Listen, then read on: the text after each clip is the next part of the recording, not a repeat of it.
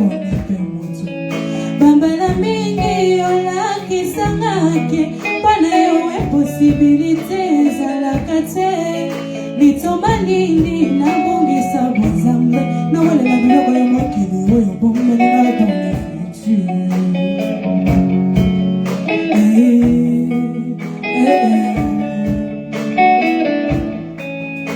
Oui, le monde méprisant ses réalités, mais en vrai ce n'est pas la vérité.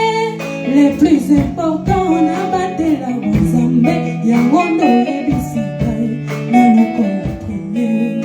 À quoi ça sert de gagner tous ces mondes et à la fin de perdre ma couronne?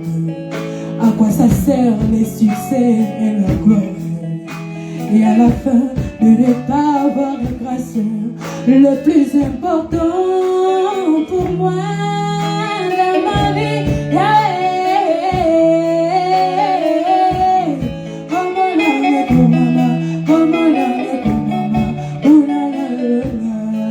le plus important comme on a comme maman, comme on a comme maman, Nanzimi ni pae kokauka, kasina ba tela bonzambe. Nanzimi nasangana nganyoso, kasina lola nasoya motuya. Kozala na poto komatami tukateto, insana ngoma bete kasi toluka e oprenye. Kolata Chanel yoji amamoto, nika motema benda kosuka na moto. Eko mama ah, le plus important comme on a comme maman, comme on a comme maman. Una la lola, nasanga na ngambongo kasi comme on a comme maman, comme on a comme maman. Una la lola, enga baba enga etula kasi comme on a comme maman, comme on a comme maman. Una la lola, enga baba enga chômeur kasi comme on a comme maman, comme on a comme maman. Una la lola.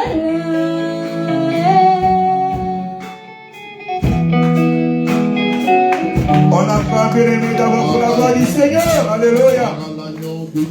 Ok, la sœur a chanté que depuis son enfance, il n'a jamais vu un juste abandonné. Donc c'est la parole de Dieu.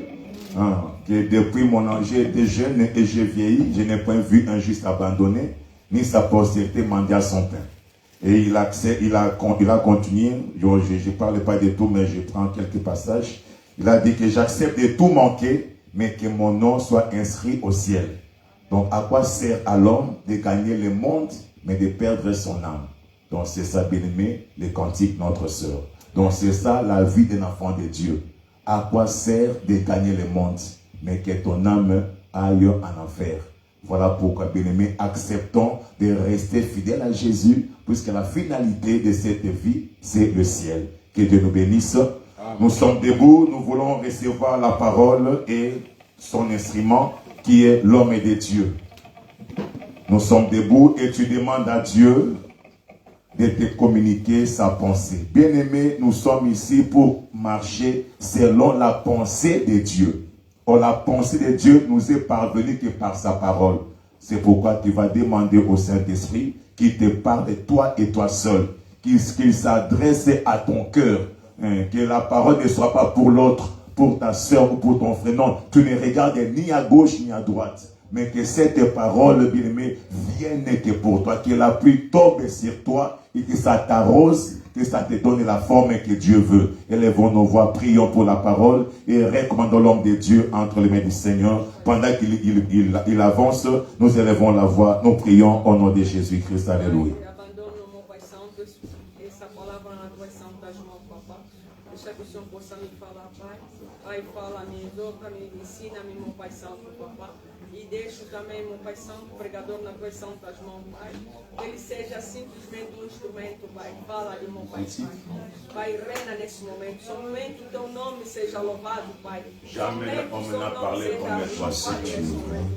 Quand toi tu parles, les choses se bougent. Quand toi tu parles, le cœur est enflammé. Quand toi tu parles, Seigneur, dans le ventre de la femme enceinte, les os se forment éternel. Oui, notre Dieu. Voilà pourquoi viens nous parler. Comme une étendard tu es. Comme une étendard tu es. Comme une étendard tu es. Je t'aime rhabiller. Comme un étendard tu es. Comme un étendard tu es. Comme un étendard tu es. Je t'aime rhabiller.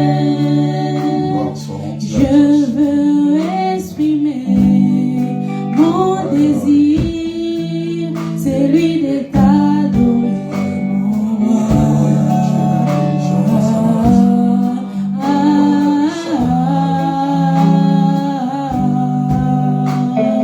Je veux exprimer mon désir, celui de t'adorer, mon roi.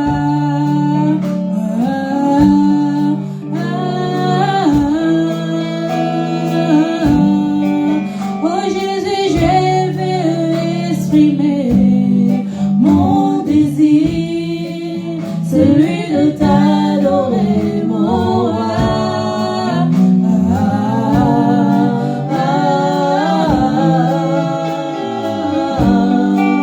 Oh moi, je veux exprimer mon désir, celui de t'adorer, mon roi.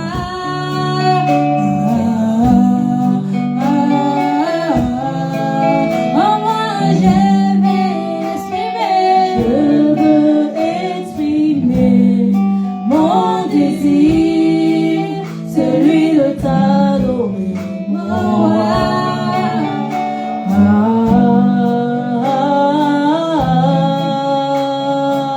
Oh, comme un étendard tu es. Comme un étendard tu es. Comme un étendard tu es. Comme un étendard tu es. Tu m'as pas oublié. Tu m'as pas oublié. Tu m'aimes encore. Jésus, tu m'as pas oublié. Tu m'aimes encore. Tu m'as pas oublié. Tu m'aimes encore.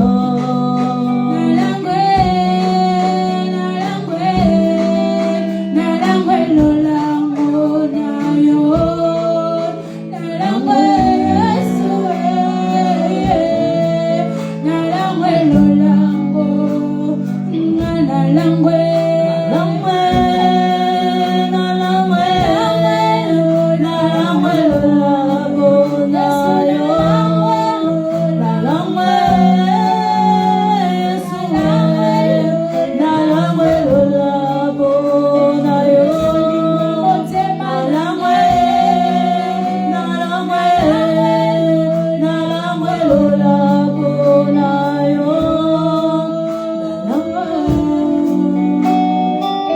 Seigneur, tu es Dieu. Nous t'élevons, nous t'exaltons, Seigneur. Toi qui es là, au milieu de nous, Seigneur. Toi qui nous combles, Seigneur Dieu, de ta grâce et de ta faveur, Yahweh Shalom, ce matin, Seigneur. Nous sommes les bienheureux, Adonai, pour la bonté et ton amour renouvelé, Seigneur.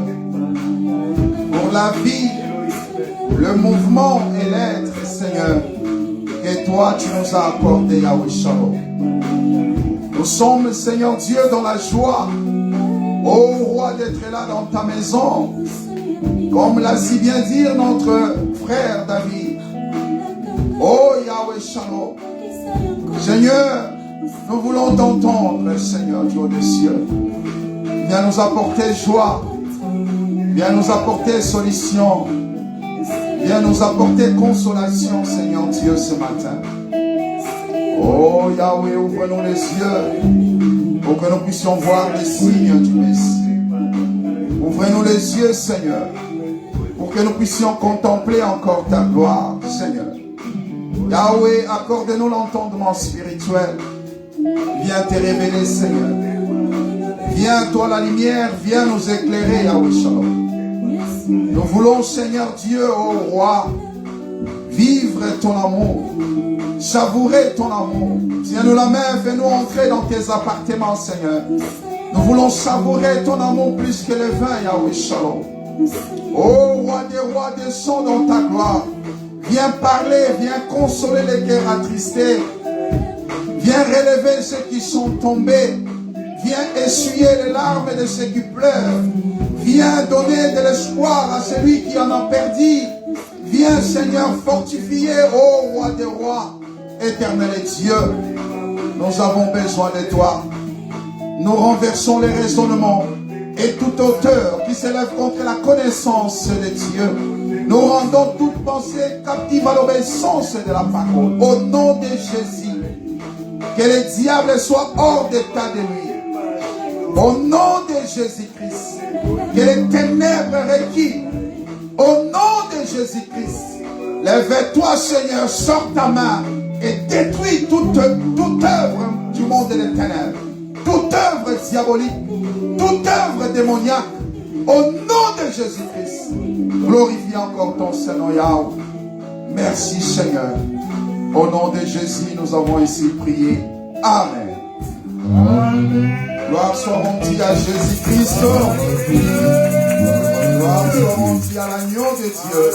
Amen. Que le Seigneur bénisse la chorale. Amen. Et qu'il bénisse toute l'assemblée. Amen. Amen.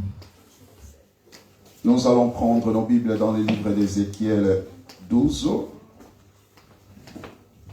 Je fais la lecture dans le livre d'Ézéchiel 12. Je lis au nom de notre Seigneur Jésus-Christ. Amen.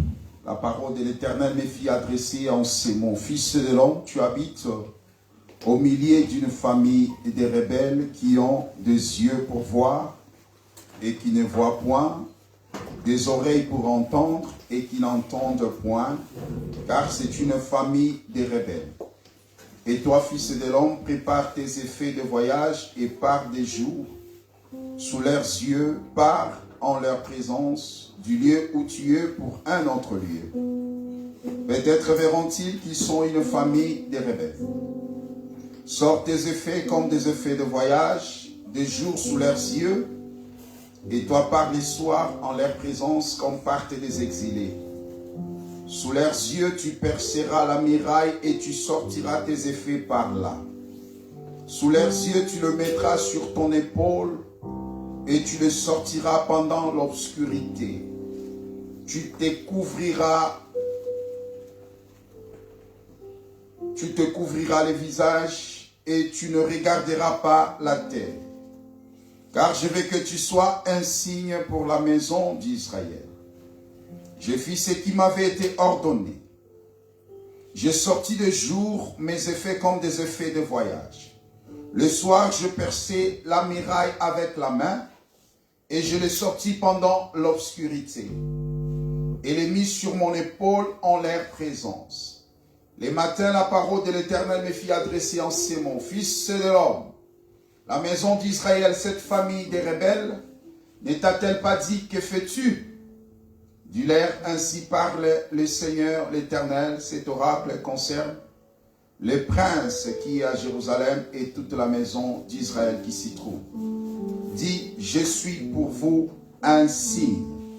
Parole du Seigneur. Amen. Nous prenons 2 Rois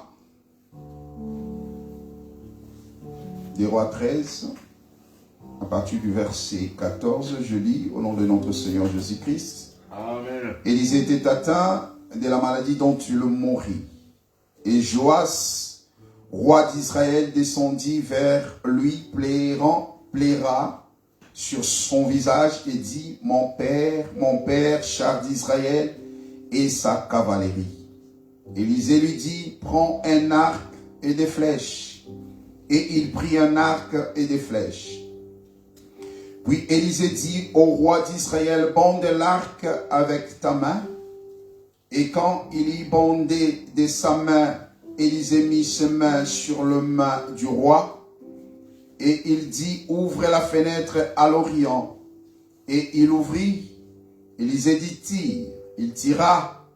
Élisée dit, c'est une flèche de délivrance de la part de l'Éternel. Une flèche de délivrance contre les Syriens. Tu battras les Syriens à Aphek jusqu'à leur extermination. Élisée dit encore, prends le flèche. Et il est pris. Élisée dit au roi d'Israël, frappe contre terre. Et il frappa 3 fois et s'arrêta. L'homme de Dieu s'irrita contre lui et dit, il fallait frapper 5 ou 6 fois, alors tu aurais battu le Syrien jusqu'à leur extermination. Maintenant tu le battras 3 fois. Parole du Seigneur. Amen. Que le Seigneur soit loué et que le Seigneur bénisse encore son assemblée. Amen.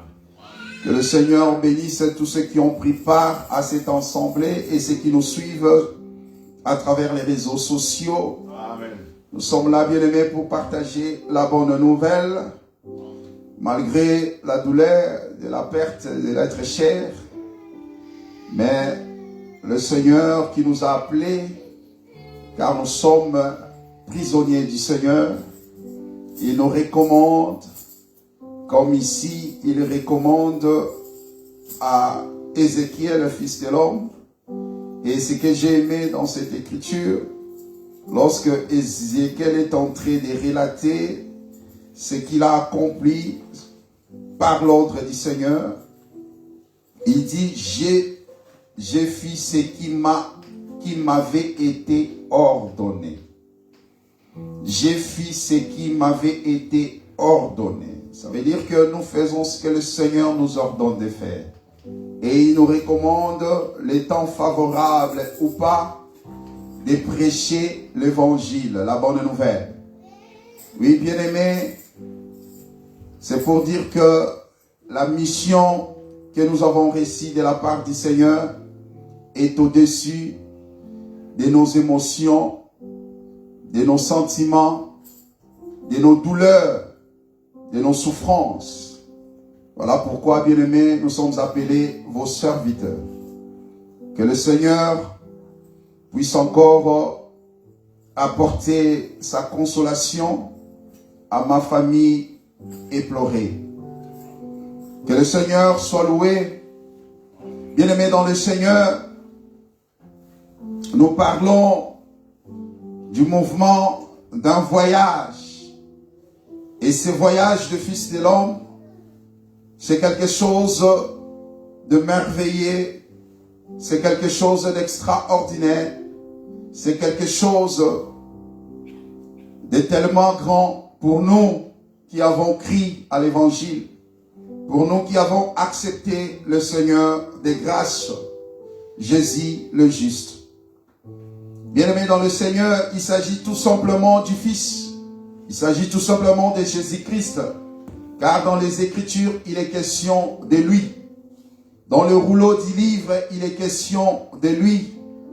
Il a dit, il a adressé cette prière à Dieu, le Père. Il a dit, tu n'as voulu ni sacrifice, ni holocauste, mais tu m'as formé encore. Mais voici, ô Dieu. Et entre parenthèses, il est écrit dans le rouleau du livre, il est question de cet homme Jésus-Christ. Amen.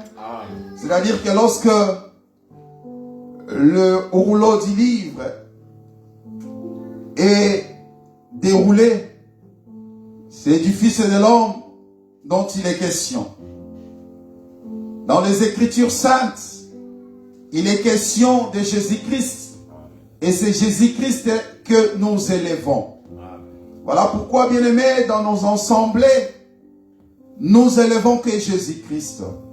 Dans nos assemblées, c'est Jésus-Christ qui occupe toute la place d'honneur. Dans nos assemblées, c'est Jésus-Christ qui est la tête. Il est aussi celui qui clôture la marche. Il commence la marche. Voilà pourquoi j'aime ce qui s'est passé, bien-aimé, pendant la sortie des enfants d'Israël en Israël. ils étaient tellement en sécurité. Le Seigneur a fait en sorte que les enfants d'Israël soient vraiment protégés. Comment le Seigneur a fait cela? Israël qui sort vers leur destinée, qui est la terre promise, bien entendu. La Bible nous montre que au devant, il y avait l'ange de l'Éternel, cet ange qui précédait les enfants d'Israël. C'est-à-dire lorsqu'on regardait le ciel, on voyait un ange qui était au devant de ce peuple. Qu'est-ce que le Seigneur a fait encore pour protéger, pour sécuriser son peuple? Il a placé la colonne de Dieu le jour et la colonne de feu la nuit. Qu'est-ce que le Seigneur a fait encore? Ça veut dire que dans le ciel, on voit l'ange qui précède. Nous voyons, lorsqu'on regarde le ciel, on voit la colonne de feu. Tout dépend de l'air. Soit tu vois la colonne de feu, soit tu vois la colonne de Dieu. Et sur la terre, qu'est-ce que le Seigneur a fait? Parce que la colonne de feu, c'est toujours lui-même, le Seigneur. Sur la terre, il y a eu l'arche de l'alliance qui était au milieu. Tout ça pour sécuriser toujours le peuple.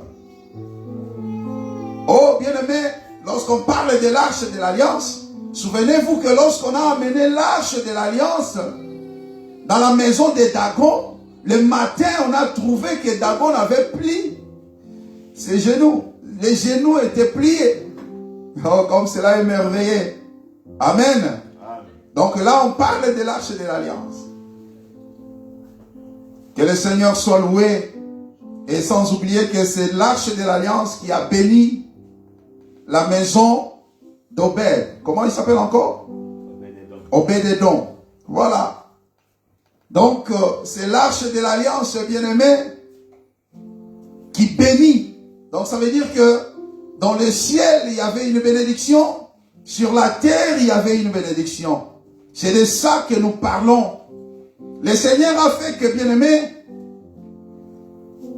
avec la flèche de la délivrance, que Israël, que nous sommes, l'épouse que nous sommes, la terre que nous sommes, nous puissions être comblés de toutes les bénédictions du Seigneur. Le Seigneur a fait en sorte que nous ne puissions manquer de rien. Le Seigneur a fait en sorte que, avec la flèche de la délivrance, voilà pourquoi Jésus pouvait dire, tout est accompli. À la croix, il a crié, tout est accompli. Ça veut dire que rien ne manquait par le travail que Jésus a accompli à la croix. Ce travail était complet. Et c'était un travail bien fait. Voilà pourquoi nous parlons de chiffre 3 comme un travail bien fait. Bien-aimés dans le Seigneur, nous avons vu cette flèche qui est lancée à travers la fenêtre vers l'Orient, et on a expliqué que cette flèche de la délivrance parle tout simplement du travail accompli par Juda en association avec Ephraïm. Ça veut dire, lorsqu'on voit l'Orient, on voit Juda, et lorsqu'on regarde l'Occident, le soleil couchant, on voit Ephraïm. Mais on a expliqué qui est Ephraïm. Ephraïm ne parle que de Joseph. Or, qui est Joseph? Joseph, c'est lui, bien-aimé, qui a réussi, son pays a réussi le meilleur don du ciel. Amen. Que le Seigneur soit loué. Voilà pourquoi, bien-aimé, lorsqu'on vient dans la maison du Seigneur, on doit toujours garder de l'espoir et être joyeux. Parce que c'est dans la maison du Seigneur que le Seigneur nous révèle sa nature. Et cette nature-là, bien-aimé, nous accompagne tous les jours de notre vie. On a parlé de Joseph et on a parlé de Juda. Juda, on a expliqué que c'est la délivrance. Côté délivrance, côté protection, parce que bien aimé, lorsqu'on parle de Juda, on a vu, lorsque le père a voulu bénir Juda, il a dit, Juda c'est un jeune lion qui revient du carnage. Donc nous comprenons que, bien aimé, par l'œuvre de la croix, à travers les lions de la tribu de Juda, le Seigneur a fait le carnage. Le Seigneur a effacé l'acte dont les ordonnances nous condamnaient et qui subsistaient contre nous. Le Seigneur nous a accordé la victoire. Car il est écrit, nous n'avons pas à lutter contre la chair et le sang, mais contre les dominations, les autorités, les principautés, les esprits méchants. Ça veut dire qu'à la croix, bien aimé, le Seigneur a livré en spectacle les autorités, les principautés, les esprits méchants. Il les a écrasés. Il a écrasé la tête du serpent. Voilà le carnage. Et lorsque Juda revient du carnage, on voit Juda qui prend maintenant la position du lion. Donc il n'est plus jeune lion, mais on le voit maintenant comme un lion. Et on avait expliqué, étant lion, il est là pour protéger son territoire. Il est là pour protéger, sécuriser. Parce que les lions, bien aimés, il impose. Lorsqu'il rugit, tous les animaux reculent. C'est ça les lions, bien aimés. Et la Bible nous montre toujours Juda, la même personne, qui est jeune lion, c'est-à-dire fils, qui est lion, c'est-à-dire père, et qui est la mère protectrice, la mère qui chasse, parce que c'est ça le rôle de la lionne, elle chasse. Et la Bible nous montre comme une lionne qui le fera lever. Donc c'est pour dire que Orient avec Juda, nous sommes en sécurité. Nous avons avec nous une protection rassurée. Il est là, il combat pour nous. Il est là, il nous défend. Il est là, il nous protège. Amen. Mais on a aussi du côté Joseph, et c'est là où on a expliqué que côté Joseph, c'est la bénédiction.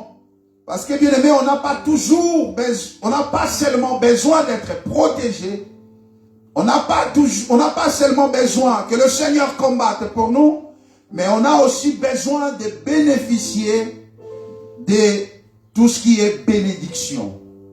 Sur cette terre, la bénédiction céleste, la bénédiction terrestre. Et là, nous l'avons par Joseph. Nous allons lire une écriture, un Chronique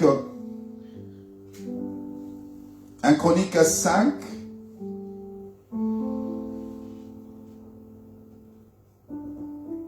Un Chronique 5, je commence au premier verset. Fils de Ruben, premier-né d'Israël, car il était le premier-né. Mais parce qu'il a souillé la couche de son père, son droit d'aînesse fut donné au fils de Joseph, fils d'Israël. Toutefois, Joseph ne dit pas être enregistré dans les généalogies comme un premier-né. Verset 2 qui nous intéresse. Juda fut à la vérité puissant parmi ses frères. Je répète. Juda fut à la vérité puissant parmi ses frères. Et de lui est issu un prince. De Juda est ici un prince. Mais le droit d'aînesse est à Joseph. Amen. De Juda Et ici, un prince. De Juda est sorti un prince. Mais les droits d'aînesse, c'est Joseph.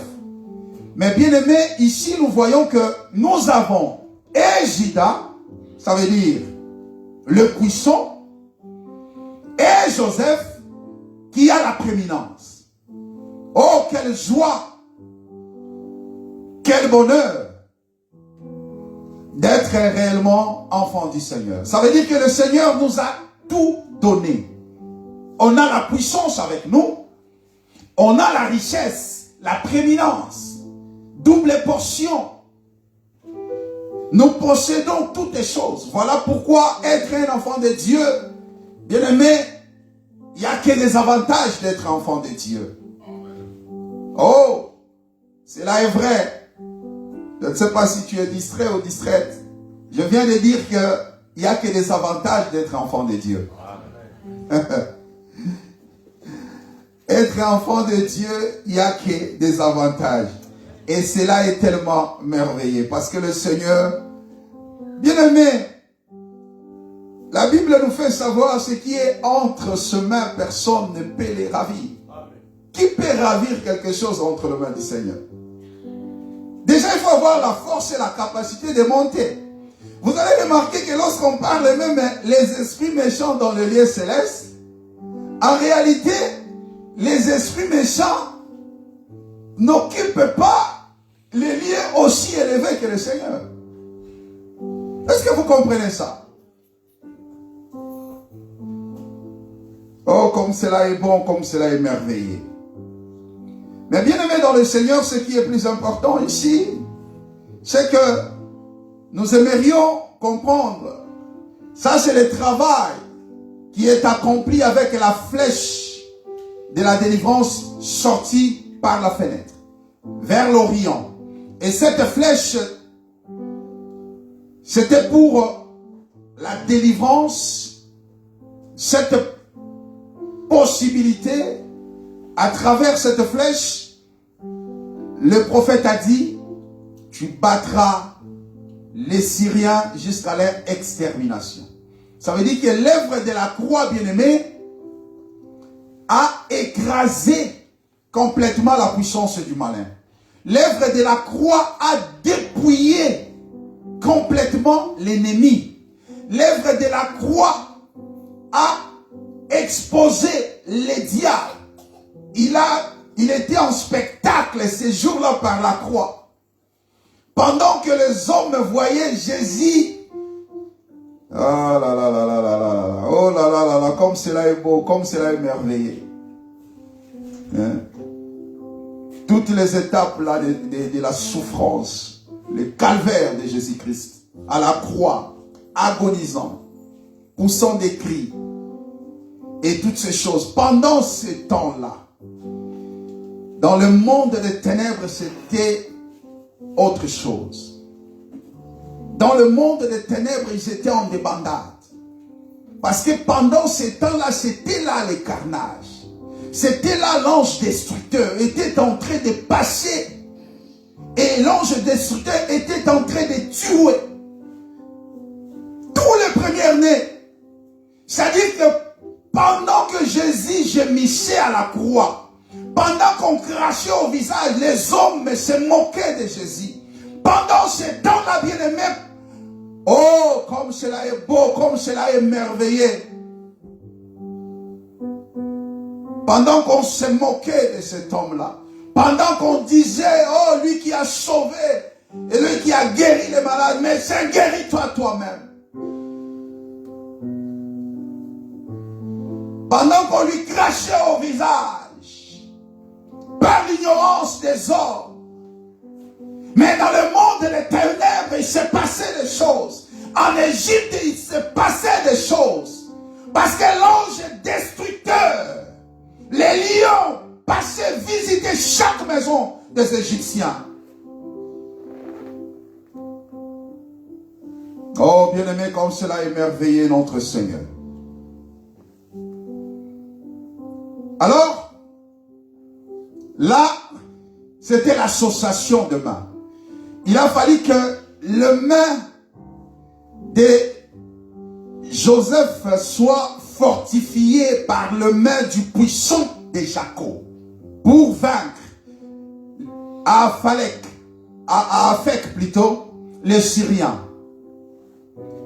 Mais à un certain moment, le fils à la croix doit crier. Il pousse un cri. Il dit, mon père, pourquoi m'as-tu abandonné? Ça veut dire que le père abandonne le fils. Le fils reste seul. C'est là où nous entrons maintenant. Le prophète est demandé, il dit au roi, il dit, alors, pour lancer la flèche de l'Orient, j'ai soutenu tes mains. Mais maintenant, pour la seconde étape, là, tu dois le faire seul. Là, c'était le roi avec ses flèches. On lui dit, vise la terre. Le roi vise la terre. Il dit, tire. Il prend des flèches. Une fois. Deux fois. Trois fois. Le roi s'arrête.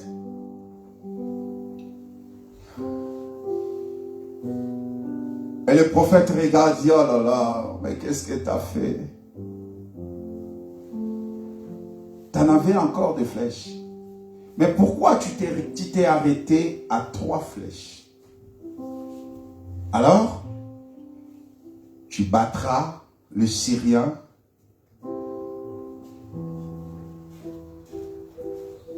mais pas à leur extermination. Ça veut dire quoi toutes ces choses?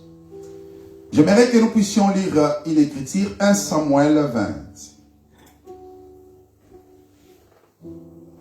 1 Samuel 20. Je prends le verset, je commence au verset 20.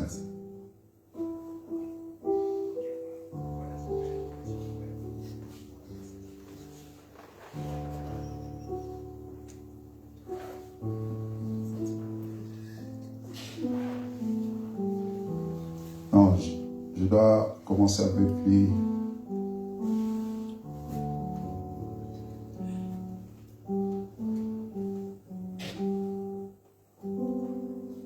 Je commence au verset 19. Tu descendras. Non, le verset 18. Jonathan lui dit, il dit à David, c'est demain la nouvelle ligne. On remarquera ton absence car ta place sera vide. Verset 19. Tu descendras le 3e jour jusqu'au fond du lieu où tu t'étais caché le jour de l'affaire. Et tu resteras près de la pierre des ailes. Je tirerai 3 flèches du côté de la pierre. Ça, c'est Jonathan qui s'adresse à David. Il dit, je tirerai 3 flèches du côté de la pierre comme si je visais un but. Et voici, j'enverrai un jeune homme. Et je lui dirai, va. Trouve les flèches. Et si je lui dis, voici les flèches sont en deçà de toi, prends-les, alors viens car il y a paix pour toi. Et tu n'as rien à craindre, l'Éternel est vivant. Mais si je dis au jeune homme, voici, les flèches sont au-delà de toi, alors va-t'en, car l'Éternel te renvoie. Le verset 23, l'Éternel est à jamais témoin de la parole que nous sommes donnés l'un à l'autre. Amen. Ici, nous voyons Jonathan avec son ami David. Bien aimé, nous avons toujours l'habitude de parler de l'amour. Et lorsqu'on parle de l'amour de Jonathan à l'égard de David, c'est un amour qui est au-dessus de l'amour des femmes. C'est un amour, bien aimé, désintéressé. Un amour sincère, un amour vrai. C'est ce que d'ailleurs la Bible nous recommande, étant église. C'est ça le modèle de l'amour. Jonathan a accepté de perdre le trône au profit de David. Parce que son père, tout ce que Saoul voulait, c'était conserver le trône pour son fils, pour sa descendance. Et c'était Jonathan qui allait prendre le trône après son père. Mais Jonathan n'a pas voulu de ce trône-là, de cette manière-là. Il a voulu que la volonté de l'Éternel puisse s'accomplir. Le choix de l'Éternel s'impose. Oui, bien-aimés, voilà ce que le Seigneur nous attend de chacun de nous. Cherchez toujours la volonté du Seigneur. Même si la volonté de l'Éternel, pendant ce moment-là, semble ne pas être en ta faveur, accepte-la, accepte cette volonté-là, et fais cette volonté-là. Amen. Est-ce que vous comprenez, bien aimé? Ça veut dire que Jonathan était capable de refuser, de résister son père, parce que son père a failli même le tuer, parce qu'il défendait David. Son père a dit, mais tu es stupide, quel fils? Tu es sans intelligence. C'est pour toi, c'est pour garantir ton héritage que je fais toutes ces choses. Alors l'autre là doit mourir. Mais bien aimé, ce qui nous intéresse ici, c'est ce que Jonathan a conclu avec David. Qu'est-ce qu'ils ont mis ensemble? Ils ont mis en place. Qu'est-ce qu'ils ont mis en place ensemble? Jonathan va dire à David, il dit écoutez, parce que David devait fuir. D'ailleurs, il était déjà en fuite. Il était en cavale parce qu'il craignait que Saoul, qui régnait encore, qui était encore roi, puisse mettre la main sur lui et le tuer. Alors, il s'est caché. La Bible nous montre que il s'est caché du côté d'une pierre des ailes. Alors Jonathan va lui dire, écoute, là où tu te caches, là, moi je viendrai. Je viendrai avec mon arc et des flèches. Mais je dois tirer 3 flèches. Ah oui, nous parlons de 3 flèches. C'est ce que le roi a tiré. 3 flèches. Je dois tirer 3 flèches. Comme si j'ai visé un but. Ça veut dire que les flèches visaient quelque chose. Alors, si les flèches, si je tire, là où ça va tomber, et il y aura un message qui va accompagner les flèches. Donc nous comprenons que les flèches cachent un message. Lorsqu'on tire les flèches, il y a un message qui est caché. Amen. Donc ici, on ne parle pas que de flèches. Oh non, mais pasteur, mais on ne comprend pas. Tu nous parles de flèches. Est-ce que tu veux faire de nous des chasseurs? Bien aimé, ce qui est plus important ici, c'est que lorsqu'on parle de flèches là, Jonathan nous dit qu'il y avait un message. Ça veut dire qu'il y avait un message codé, mais ce message-là était caché dans les flèches. Et 3 flèches. Deuxième élément, c'est quoi? Lorsqu'on tire les flèches, il y a aussi un jeune homme qui accompagne ces flèches-là. Est-ce que vous comprenez ça? Judas, c'est un jeune lion. Et ici, lorsqu'on tire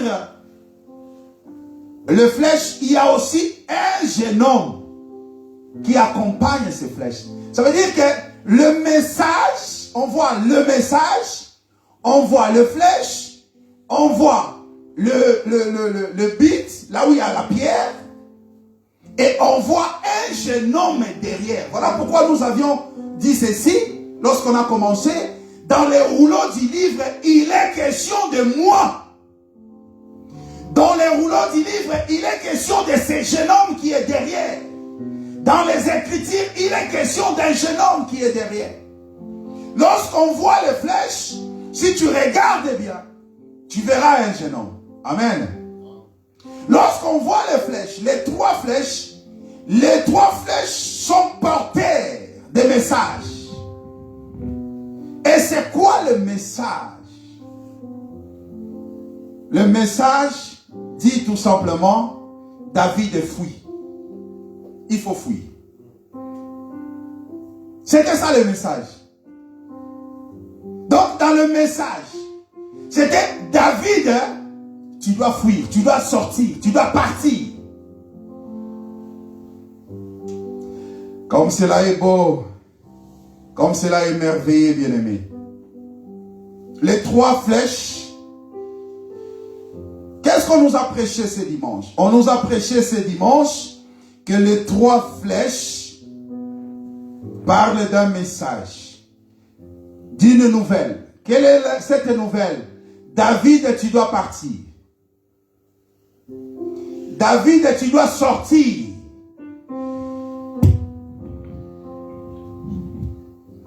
Je prends encore une autre écriture. Je prends Job. Job 6. Qu'est-ce que Job nous dit?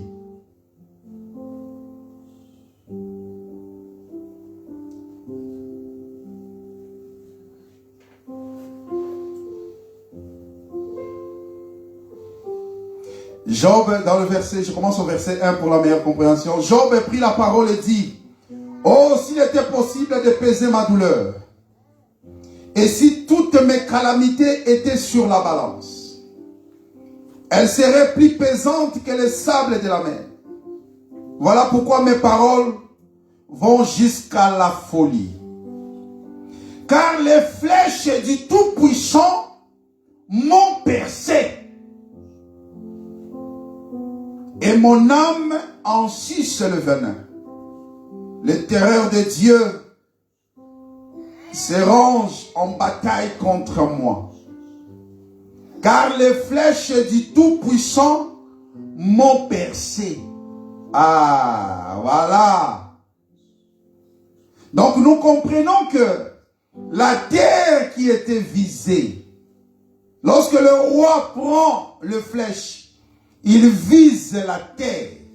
Cette terre-là, c'est toi et moi.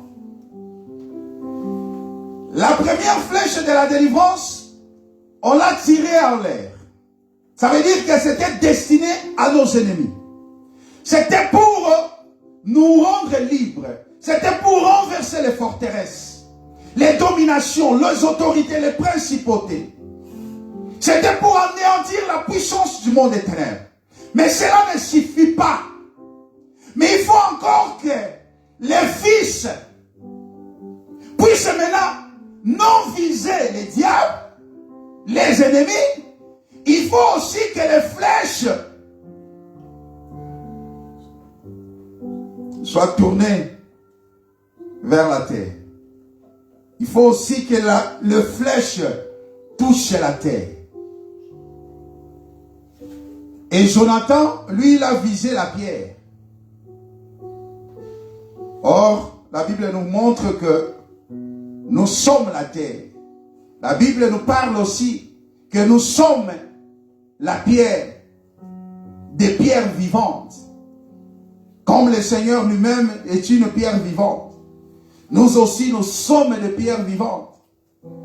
Et on nous demande de nous rassembler pour que nous puissions former un saint sacerdoce royal, un édifice de Dieu, une maison de Dieu. Amen. Donc ça veut dire que les flèches tirées, ces flèches-là visaient la terre. L'œuvre de la croix.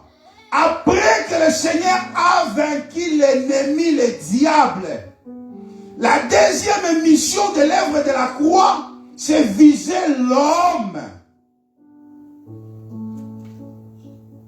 Et ici maintenant, le bien-aimé Job nous dit, les flèches au pluriel.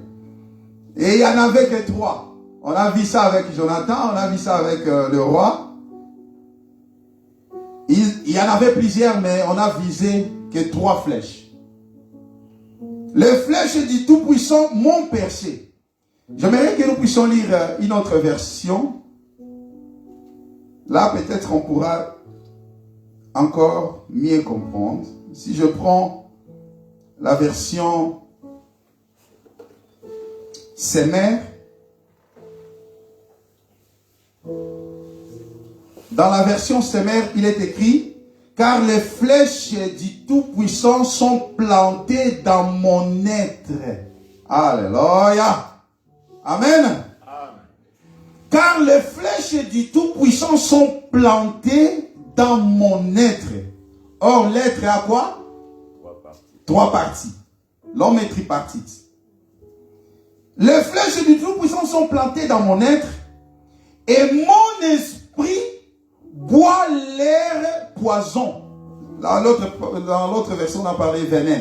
Ici, on dit, mon esprit boit l'air poison. Oui, je suis assailli par le terreur que Dieu m'envoie. Ça veut dire quoi? Ça veut dire que lorsque le roi tire 3 flèches, c'était viser un but qui est le corps, l'être.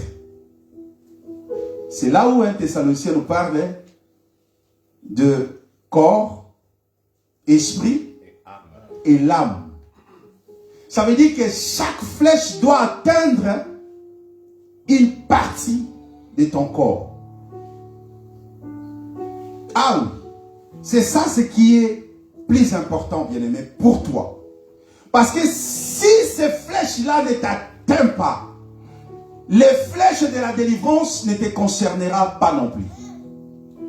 Pour bénéficier de ce que le Seigneur a accompli là à la croix, flèche de la délivrance, pour l'extermination des Syriens, pour l'extermination de tes ennemis, pour l'extermination, bien-aimé, des liens, des coutumes, des montagnes qui se sont dressées contre toi, la conciliabule des sorciers contre toi, leur complot contre toi, pour que tu puisses bénéficier de la protection, l'œuvre de Judas, l'œuvre de Joseph, pour que tu puisses en bénéficier, il faut que le roi tourne ses flèches. Alléluia. Comme cela est merveilleux. Et c'est là le problème. C'est là où se trouve le problème. Accepter ces flèches-là. Parce qu'ici, pour Job, nous savons, lorsqu'il parle de ces flèches-là, qui pénètrent son corps, qui pénètrent son âme, qui pénètrent son esprit, ça veut dire que Job était brisé complètement. Job était brisé complètement. Le Seigneur a brisé Job par ses flèches. Donc tu dois accepter que le Seigneur puisse te briser. Sinon, bien-aimé, ça serait que des cymbales qui retentissent. Sinon, ça serait que des spectacles, du spectacle ici. On vient ici, la nuit, chasser, on commence à ta. Nous chassons l'esprit des morts, c'est là. Si les flèches, les 3 flèches ne te touchent pas, Rien. Le diable va se moquer de toi. Le diable va crier, ah, Nakei, ah, moto. Parce que là, tu lances le feu, non? Feu, feu, fire. Même anglais. Il n'a pas peur de l'anglais. Parce que les gens pensent que lorsqu'on change, après avoir crié feu, feu, feu, feu, feu, le diable n'obéit toujours pas. Ah, fire! Fire! Non, non, non, non, non. Non. D'abord, il faut que les 3 flèches là, atteignent ton corps, brisent ton corps, brisent ton âme, brise ton esprit. Que tu sois brisé complètement. Regarde, nous parlons toujours de ce frère qui a réussi de l'Éternel ces flèches-là. Prenons Psaume.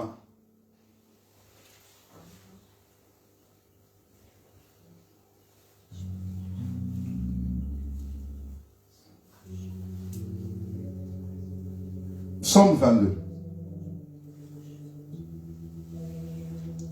On a expliqué que premier travail, le flèche qui va vers l'Orient pour la délivrance totale. Là, c'est le Seigneur qui attaque tes ennemis. Vous comprenez?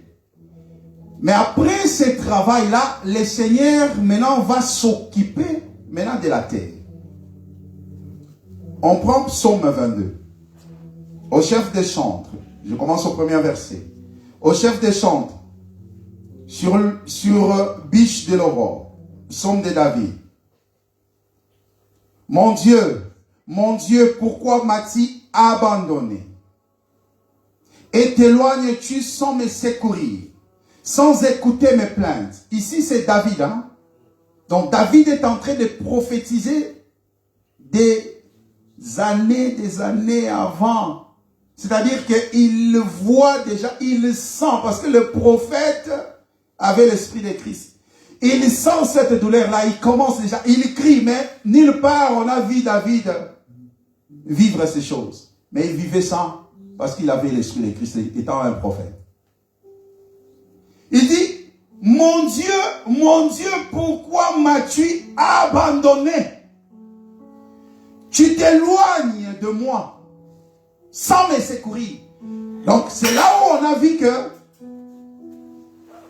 le roi est en train de crier, mon père, char d'Israël et sa cavalerie. Et Jésus à la croix répète, mon Dieu, pourquoi m'as-tu abandonné? Il descend, il dit ceci. Le verset 7 ou verset 6 selon les versions. Et moi je suis un ver, un homme, l'opprobre des hommes et le méprisé du peuple. Et moi je suis un ver, un homme, l'opprobre des hommes et le méprisé du peuple. Le verset 9. Recommande-toi l'Éternel. L'Éternel le sauvera et le délivrera puisqu'il l'aime. Non, je lis d'abord le verset 7 parce qu'il faut comprendre, c'est ce que Jésus a vécu. Le verset 7 dit, tous ceux qui me voient se moquent de moi. Ils ouvrent la bouche, secouent la tête. C'est ce que Jésus a vécu. Le verset 8 ou 9, recommande-toi l'Éternel. L'Éternel le sauvera. Il les délivrera puisqu'il l'aime. C'est ce qu'on disait à Jésus. Le verset 14 ou 15, selon les versions. Je suis comme de l'eau qui s'écoule et tous mes os se séparent. Mon cœur est comme de la cire et se fond dans mes entrailles. Amen. Donc nous comprenons que Jésus-Christ, ici, il explique, il dit, après avoir crié mon père, pourquoi m'as-tu abandonné? Il descend pour crier, il dit, moi je suis un ver, l'opprobre des hommes. Or, bien-aimé, lorsqu'on parle d'un ver, ça veut dire lui qui était homme, il change de nature, il devient un ver. Pourquoi il devient un ver? C'est parce qu'il devait attaquer la terre. Amen. Pourquoi il devient un ver? On voit Jonas 4, on nous montre que Jonas était, après avoir accompli la mission, Jonas qui ne voulait pas faire la volonté du Seigneur, Jonas, le Seigneur, pour expliquer à Jonas l'importance des lèvres du Seigneur, le Seigneur a fait en sorte que Jonas, il faisait chaud. Le Seigneur a fait croître un ricin. Il plante. Et Jonas était dans l'abri. Il était dans la joie à cause de ces ricins-là. Mais la Bible dit que le Seigneur va envoyer un ver. Le ver arrive et détruit les ricins qui étaient la protection, ce qui protégeait Jonas. Donc ça veut dire que pour que le Seigneur bien-aimé, pour que tu puisses bénéficier réellement de tous les hauts bienfaits du Seigneur, le Seigneur doit d'abord s'attaquer à ce qui était pour toi comme un refuge. Ce qui était pour toi comme une protection. Voilà pourquoi il est écrit maudit l'homme qui se confie à l'homme. Le Seigneur va s'attaquer à tout ce qui était zone de confort pour toi. Le Seigneur va attaquer à tout ce qui était fierté pour toi. Là où tu avais placé ton espoir, ton espérance. Voilà pourquoi on parle ici, les flèches doivent attaquer le corps, doivent attaquer l'âme, doivent attaquer ton esprit. Ça veut dire que le Seigneur va d'abord te briser complètement.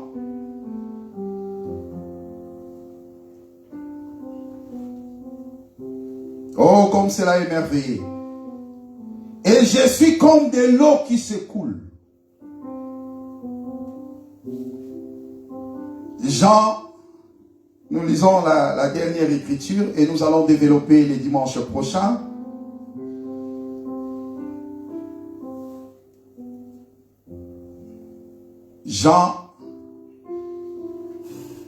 Un Jean 5.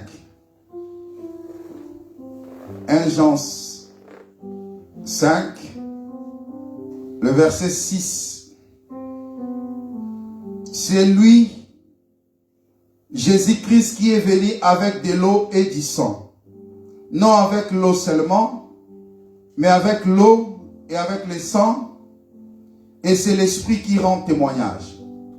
Parce que l'Esprit est la vérité. Car il y a 3 choses qui rendent témoignage. L'esprit, l'eau et le sang, et les 3 sont d'accord. Donc vous voyez les 3 flèches, parce qu'on a dit que les 3 flèches cachaient un message. En réalité, lorsqu'on parle de 3 flèches qui visent la terre, les 3 flèches, c'est l'eau, c'est le sang et c'est l'esprit que Jésus a apporté pour la terre. Il y a 3 choses qui rendent témoignage: l'eau, l'esprit, l'eau, le sang et l'esprit. Ça veut dire que étant la terre, le Seigneur nous apporte les 3 flèches qui sont l'eau, le sang et l'esprit. Nous allons expliquer ça les dimanches prochains. Nous sommes debout dans la présence du Seigneur. Bien-aimés dans le Seigneur, nous allons prier le Seigneur. Qu'est-ce que tu vas sortir avec ces matins de dimanche? C'est que le Seigneur, lorsqu'on a percé ses côtés, il y a eu l'eau et le sang ont coulé. Mais Jean ajoute encore l'esprit, parce que le jour de la Pentecôte, l'esprit est descendu. Donc nous voyons que Jésus a libéré 3 flèches, et ces 3 flèches visaient la terre. C'est-à-dire c'est l'eau, c'est le sang et c'est son esprit. Les trois choses-là, ce sont les trois flèches qui pénètrent ton corps, ton esprit et ton âme. Tu vas prier le Seigneur. Tu vas dire, Seigneur, brise-moi. Tu vas dire, Seigneur, me voici. Tu vas dire, Seigneur, agis encore. Tu vas dire, Seigneur, viens te glorifier. Prions au nom de Jésus-Christ. Alléluia. Alléluia.